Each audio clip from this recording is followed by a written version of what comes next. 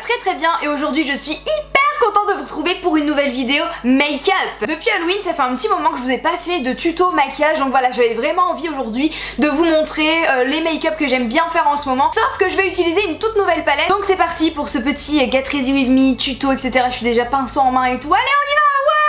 Avant que le tuto commence, sachez que c'est une vidéo en collaboration avec Clinique. Il y a un petit moment déjà, ils m'ont envoyé un mail pour qu'on puisse collaborer ensemble et comme d'habitude vous savez ce que j'ai répondu oui, mais d'abord je teste le produit parce que sinon on peut pas savoir. Donc pendant des jours et des jours et des jours j'ai testé un fond de teint qui est le Even Better Glow ou le Even Better Glow, voilà. Et franchement ça fait longtemps mais vraiment que je n'ai pas eu un coup de cœur pareil pour un fond de teint. Je ne dis pas ça parce que c'est un partenariat, nanana. De toute façon, et c'est ce que j'adore dans ce genre de vidéo, c'est que vous voyez ma tête, vous allez voir ma tête après le fond de teint et les images parleront d'elles-mêmes, voilà. Je vais commencer toujours évidemment par la crème hydratante, donc celle-ci c'est l'hydratant perfecteur instantané de chez Clinique. Le petit packaging est vraiment trop mignon.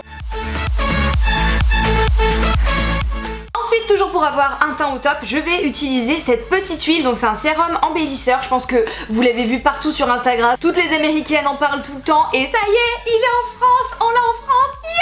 Je vous mets le lien dans la barre d'infos, mais franchement j'étais trop contente quand j'ai vu que enfin on pouvait l'avoir en France, vous pouvez pas savoir. Donc en fait c'est un petit sérum qui est tout rose et il y a des espèces de petites paillettes dedans. Moi j'utilise comme base, là tu ressens pas grand chose et après évidemment je l'étale. J'ai déjà une meilleure tête, mais alors là, accueillons la star de la vidéo. Est-ce que le monteur peut nous mettre une musique voilà féerique et de la lumière s'il vous plaît? Là c'est bien. Ah bah non je suis bête, c'est encore moi qui monte mes vidéos. Merci à moi-même. Ce fond de teint franchement mais je l'adore trop mais je vous ai fait un de ces bruits là.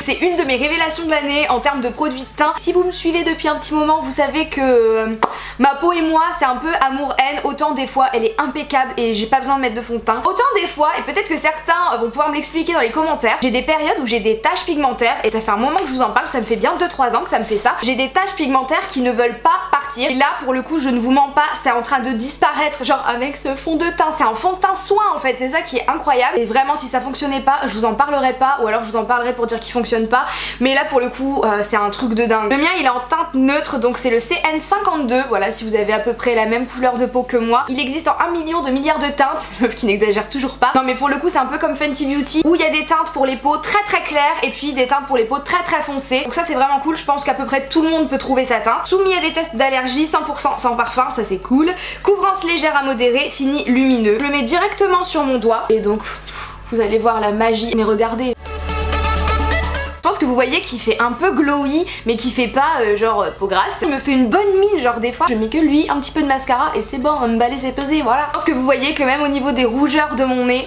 encore une fois l'image parle d'elle-même, des fois il vaut mieux rien dire et juste montrer. Voilà, j'adore.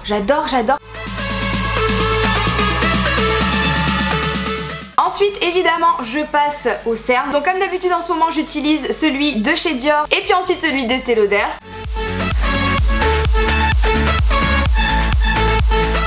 Oui, on dirait que j'ai plus d'yeux, mais c'est parce que l'anti-cerne est un peu blanc. En poudre, ça va quand même bien mieux.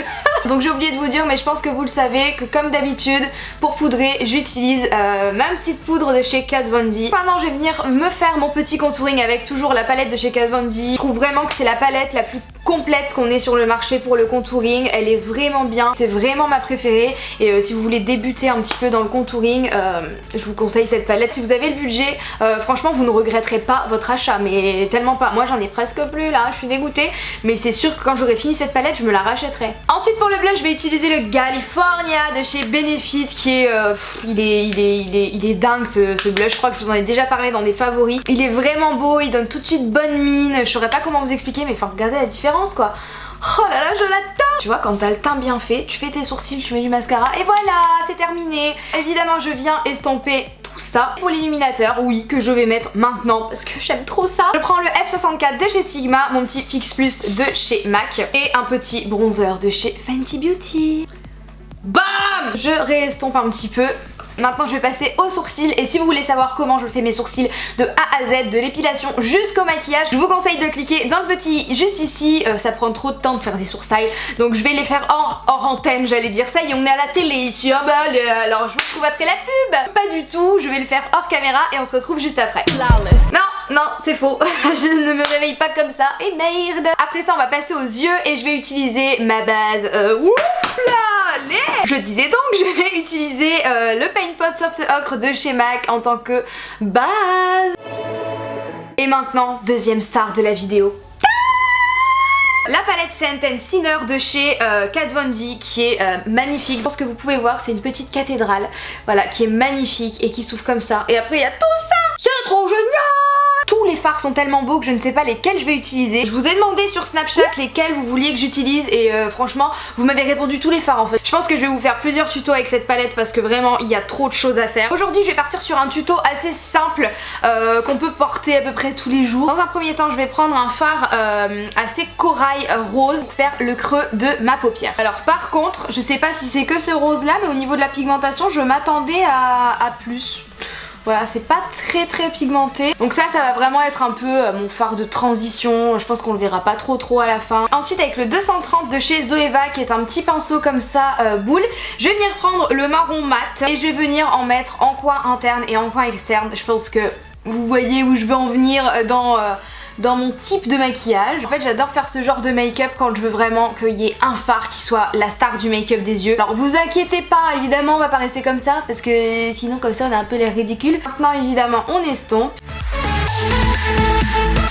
Je vais venir prendre le fard Amen qui est un fard un petit peu blanc cassé et je vais venir en mettre sur l'arcade sourcilière et pas sur le sourcil Auréa. Ensuite avec un pinceau plat et toujours mon Fix Plus de chez Prep & Prime, pas du tout, de chez MAC c'est mieux. Je vais prendre le fard Rapture.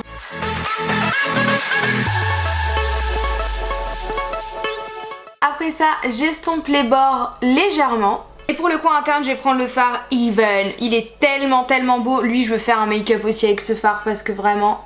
Vous savez que j'aime les petits rappels de couleurs donc je viens prendre le marron de tout à l'heure pour finir, faire le tour de mon œil en fait.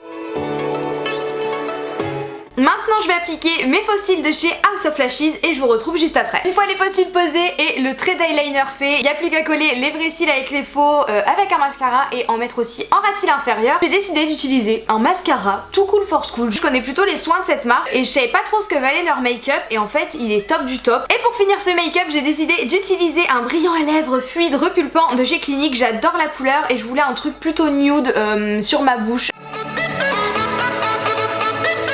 Et voilà le look terminé.